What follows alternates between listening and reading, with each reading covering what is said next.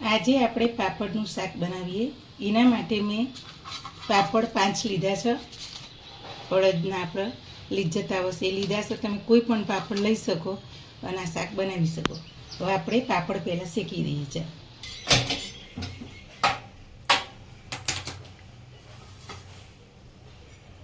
હવે આપણે આ તવી ગરમ થઈ ગઈ. એની અંદર આપણે પાપડ મૂકી અને આ રીતે કપડાથી શેકી લઈશું.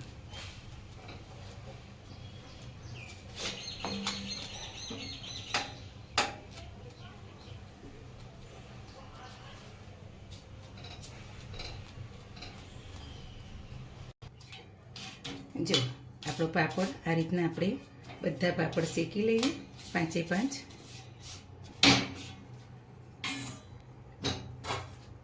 બીજો પણ આ રીતના આપણે શેકી લઈએ. આપણા પાપડ જો સરસ શેકાઈ ગયા 5. હવે આપણે એના માટે ગ્રેવી બનાવીએ શાક માટે. ચાલો, એના માટે જાડા તળિયાવાળી મેં આવી કઢાઈ લીધી.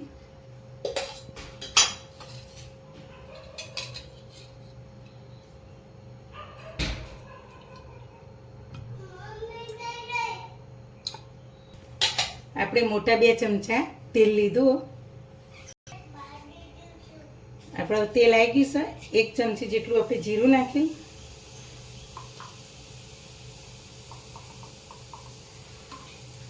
ચપટી હિંગ નાખી. 2 સૂકા લાલ મરચાં,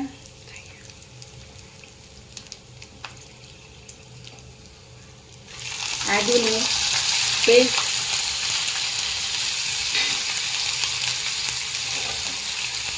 મીઠા લીમડાના પાન, આ બધું આપણે મિક્સ કરી દઈએ. મોટા 2 લીલા મરચાં સમારેલા નાખીએ.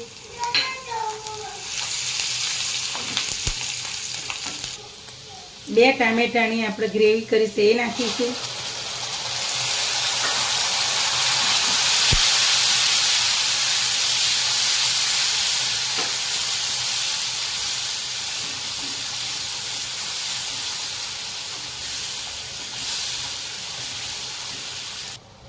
અડધી ચમચી હળદર નાખીશું. 1 ચમચી કાશ્મીરી મરચું લાલ નાખીશું. 1 મોટી ચમચી ધાણા જીરું પાવડર નાખીશું.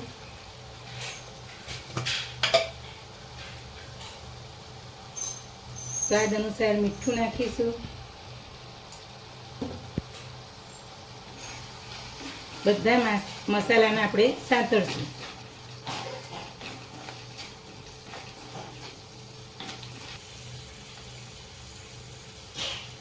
આપણે લીલા મરચાં 2 નાખ્યા છે એ પ્રમાણે આપણે જોઈ અને તીખું મરચું આપણે નાખવાનું. એટલે મેં નાની અડધી ચમચી તીખું મરચું નાખ્યું.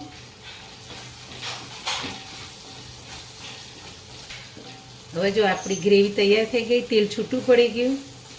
હવે ગેસ થોડો ધીમો કરી અને મેં મોટી 2-3 ચમચી આ રીતના દહીં ફેટીને લીધું છે એ નાખવાનું. બહુ ખાટું નહીં લેવાનું, મીડિયમ સાઈઝનું. બહુ મોરું નહીં અને બહુ ખાટું નહીં, એવું મીડિયમ જ લેવાનું. અને પછી આ રીતે દહીં નાખ્યા પછી સતત આ રીતના હલાઈ કરવાનું કે દહીં અંદર ફાટી ના જાય એના માટે.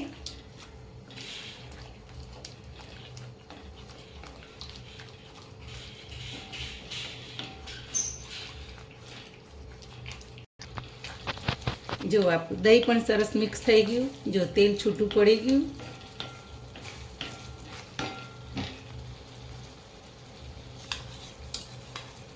હવે આ રીતના અડધી વાટકી આપણે પાણી રેડીશું.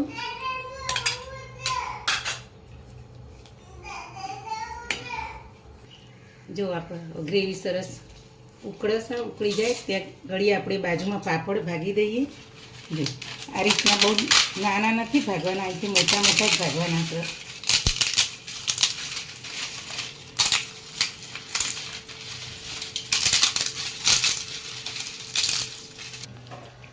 જો આપણી ગ્રેવી સરસ ઉકળી જઈ છે. હવે આપણે પાપડ નાખી દઈશું અંદર.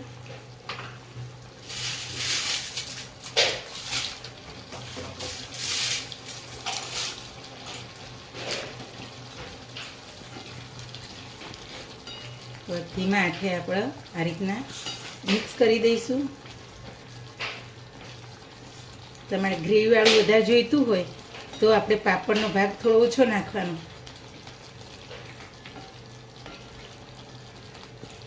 આપણે પાપડ શેકેલા છે એટલે બહુ ચડવાનું નથી, ખાલી ગ્રેવીની અંદર મિક્સ કરી દઈએ ત્યાં ઘડી જ આપણે ગેસ ચાલુ રાખીશું.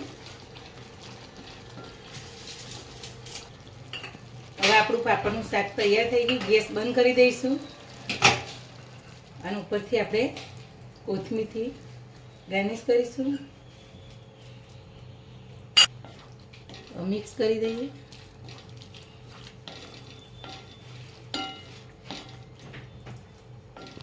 હવે બાઉલમાં આપણે સર્વ કરી દઈશું.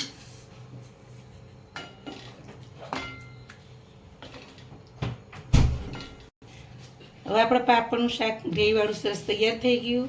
મારી આવી નવી નવી વાનગી જોવા મારી ચેનલને શેર કરજો, લાઈક કરજો, સબસ્ક્રાઈબ કરજો.